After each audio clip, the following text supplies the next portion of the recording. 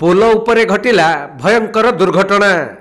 गोटे Pulsar bike सहित एक स्कूटीर मुहांमुही धक्का हेबा फଳରେ उभय गाड़ीर सामना पट भांगी रुजी चुरमार हेबा सहित दुई जन गाड़ी चालक अति गुरुतर होइछन्ति।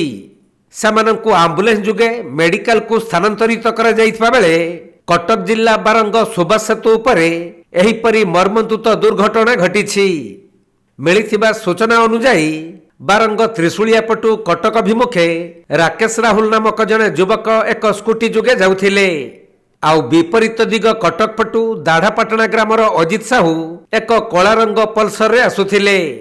हेले सुभाष सेतु उपरे स्कूटी और पल्सर मुहांमुही धक्का हेबा फଳରେ दुईटी गाड़ीर सामना पट भांगी जिबा सह उभय गाड़ी चालक गुरुतर होइथिले।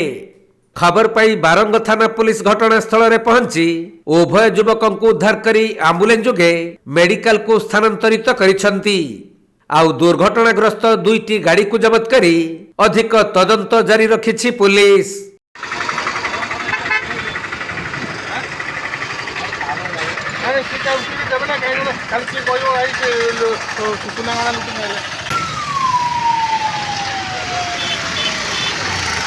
कटक जिला प्रतिनिधि राजेश कुमार साहू रिपोर्ट, कोणार्क लाइव।